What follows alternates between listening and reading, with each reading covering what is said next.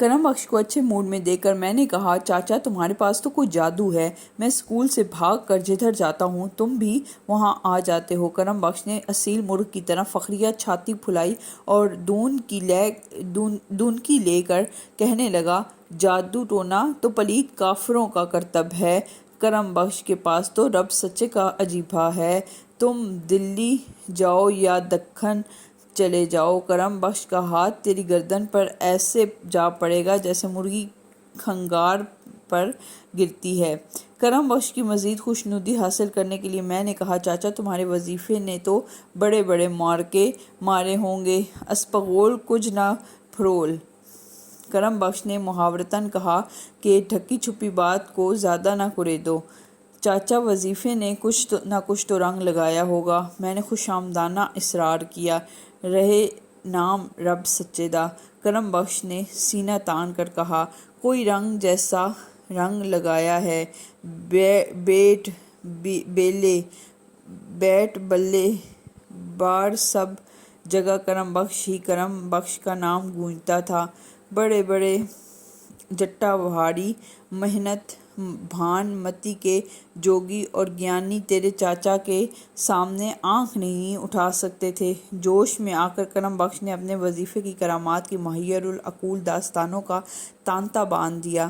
بھوت پریت چڑیل چھلاوا چھلیڈا وڈاوا سے مقابلہ کرنا، جن اتارنا اور لوٹے میں سربمہر کر کے جلا ڈالنا، آوا پزاوا دودھ مکھن باندھنا اور کھولنا، حب اور بغض کے فلیتے جلانا، مقہوری اعداء کے لیے ہنڈیاں چھوڑنا، بان جلانا، آٹے کی پتلیوں میں سوئیاں گاڑ کر دشمنوں کو ایذا پہنچانا، سانپ بچھو اور بھیڑ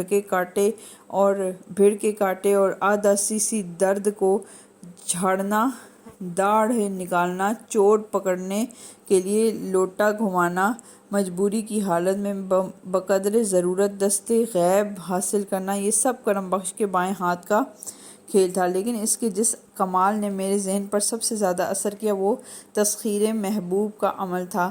بھرے میلے میں بڑی بڑی صاحب حسن و جمال جاٹنیاں اپنے بانکے چھبیلے جوانوں کو چھوڑ کر اس پھٹی ہوئی ایڑیوں اور پیلے دانتوں والے قریح المنظر بڈھے کے پیچھے یوں لگ جاتی تھیں جیسے مکھیاں گڑ سے چپک جاتی ہوں۔ کرم بخش کچھ دیر انہیں اپنی ڈور کے ساتھ لگائے گھومتا پھرتا اور پھر انہیں مٹھائی کے لیے کچھ پیسے دے کر رخصت کر دیتا تھا۔ تیرے چاچے پر وجود کا عیش حرام ہے، کرم بخش نے دبی دبی حسرت سے مجھے بتایا، اسی لیے تو مرشد نے شادی کی اجازت نہیں دی۔ مجھے اس برہم چاری بڈھے کی حماقت پر ہنسی بھی آئی اور ترس بھی آیا، لیکن بظاہر میں نے اس کی اتنی تعریف کی کہ وہ خوش ہو کر مجھے ماگھی بنیے کی دکان پر جلیبیاں کھلانے لے گیا۔ ماگھی رام چمکور صاحب کا واحد حلوائی تھا۔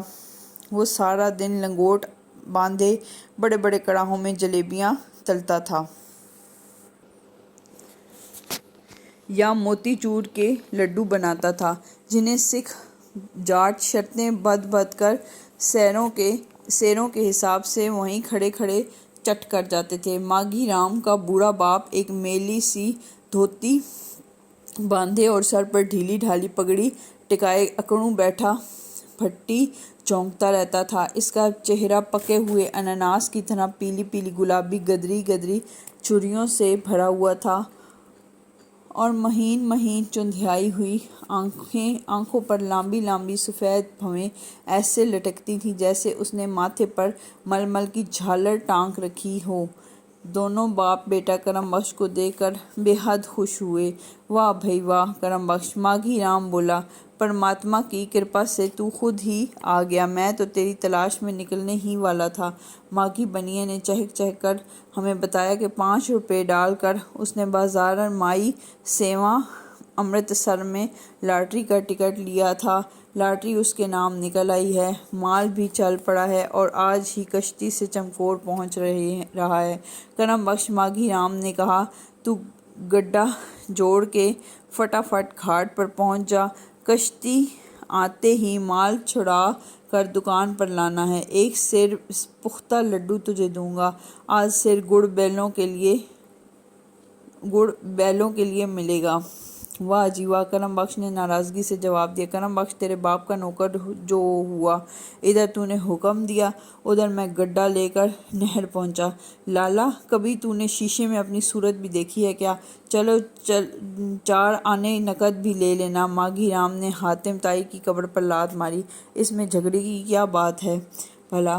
ہزاروں کا مال مفت آ رہا ہے اور کرم بخش کو چونی پٹر کھاتے ہو۔ لالا تم بڑے ندیدے ہو، کرم بخش نے کہا۔ دفعتاً ماگھی رام کے بڈھے باپ نے بھی اپنی چندھیائی ہوئی آنکھیں کھولیں اور کرم بخش کو غصے سے گھور کر بولا، ہزاروں کا مال کون سالہ بکتا ہے؟ بڑی لاٹری کا ٹکٹ تھا، کوئی مخول نہیں۔ لاکھ سے کم کا مال نکلے تو میں پیشاب سے داڑھی منڈوا دوں گا۔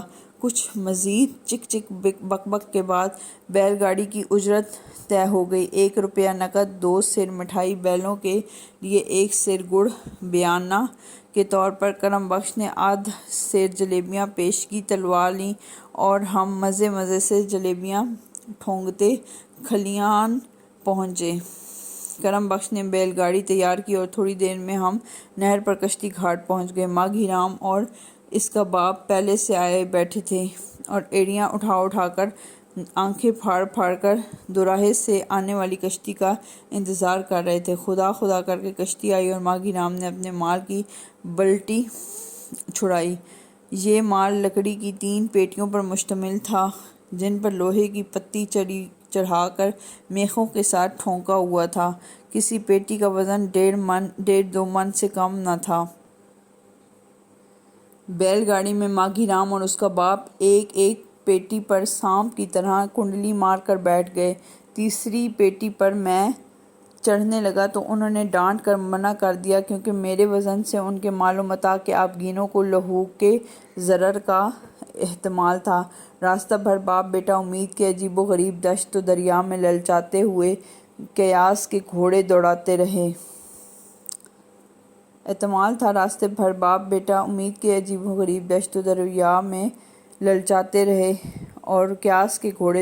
رہے۔ لکڑی کی یہ 3 پیٹیاں کبھی ریشم اور زربفت اور کمخواب کے تھان بن جاتی تھیں، کبھی ان کے دہانوں سے سونے کے کنگن اور چاندی کے تھال جھانکنے لگتے تھے، کبھی ان کے اندر بلوری فانوسوں اور شیشے کے آلات کی مدھن سی کھن سنائی پڑتی تھی۔ ماگھی رام کے باپ کی قوت لامسہ پیٹیوں کے اوپر ہاتھ پھیر پھیر کر اب اس یقین کی علی العلان تصدیق کرنے لگی تھی کہ یہ مال 1.5-2 لاکھ روپے سے کم قیمت کا نہیں ہو سکتا۔ اس کا پروگرام یہ تھا کہ لاٹری کا مال جلد از جلد بیچ باچ کے سارا کنبہ ہردوار جا بسے اور وہاں آرام سے بیٹھ کر رام نام کی مالا جپنے میں مصروف ہو جائے۔ لیکن ماگھی رام کو اس لائحہ عمل سے شدید اختلاف تھا۔ لو اور سنو، وہ حقارت سے ہنسا، باپو کی عقل بھی گھاس چرنے لگ گئی ہے۔ بینکٹ سدھارنے کا وقت تو اس کا اپنا آیا ہوا ہے اور اپنے ساتھ ہردوار میں ہمیں بھی ہانکتا ہے۔ باپو تم جم ہردوار جاؤ، ہمارے کھانے پہننے کے دن تو اب آئے ہیں۔ ماگھی رام کا فیصلہ تھا کہ لاٹری کا مال بیچ کر وہ لدھیانہ میں دکان کھولے گا۔ وہ کئی بار لدھیانہ جا کر بائسکوپ دیکھ آیا تھا۔ فلموں میں ناچتی ہوئی میموں کا نقشہ اس نے کچھ ایسی فصاحت و بلاغت سے کھینچا کہ اس بڈھے کے منہ سے بھی جلیبیوں کے شیرے کی طرح بے اختیار رال ٹپکنے لگی اور وہ بخوشی اس بات پر رضامند ہو گیا کہ پہلے وہ اپنے بیٹے کے ساتھ کچھ عرصہ لدھیانہ گزارے گا اور پھر اس کے بعد کسی وقت ہردوار کی راہ لے گا۔ پیٹیوں کو دکان کے عقبی صحن میں رکھوا کر ماگھی رام نے سب سے پہلے 2 لڈو بانٹ کر ہمارا منہ میٹھا کرایا اور کرم بخش کے ساتھ مل کر باپ بیٹا پیٹیاں کھولنے میں مصروف ہو گئے۔ تینوں پیٹیاں سیکنڈ ہینڈ کتابوں، اسکول کے پرانے رجسٹروں اور استعمال شدہ بہی کھاتوں سے اٹا اٹ بھری ہوئی تھیں۔ چند لمحے سکوت رہا جیسے سب کو سانپ سونگھ گیا ہو، پھر ماگھی بنیا اور اس کا باپ زمین پر بیٹھ گئے اور 2 ہتھڑ مار مار کر اپنا سر پیٹنے لگے۔ جس قسم کا دردناک بین وہ کر رہے تھے اسے دیکھ کر یہی محسوس ہوتا تھا کہ وہ دونوں واقعی بری طرح لٹ پٹ گئے ہیں۔ کچھ دیر میں جب وہ آہوزاری قدرے فرو ہوئی تو کرم بخش نے ان کو سمجھانا شروع کیا کہ چور ہاتھ سے نکل جائے تو دانشمندی اس کی لنگوٹی پر ہی صبر و شکر کر لیا کرتے ہیں۔ یوں بھی یہ کوئی اتنا گھاٹے کا سودا نہیں رہا۔ 5 روپے کا لاٹری میں اتنی ردی آ گئی ہے کہ کئی سال تک مٹھائیاں بانٹنے کے کام آتی رہے گی۔ باپ تو گھٹنوں میں سر دیے ہولے ہولے کراہتا رہا، لیکن ماکی رام پاگلوں کی طرح بڑبڑاتا ہوا پیٹیوں کا سامان ایک ایک کر کے باہر نکالتا، اسے الٹ پلٹ کر غور سے دیکھتا، اور جب گدڑی میں چھپا ہوا کوئی لال نظر نہ آتا تو اسے کھٹاک سے زمین پر دے مارتا۔ جب اس نے بڑی تختی کی 2-3 موٹی موٹی مجاہد کتابیں غصے سے زمین پر پٹکیں تو کرم بخش چیل کی طرح چپٹا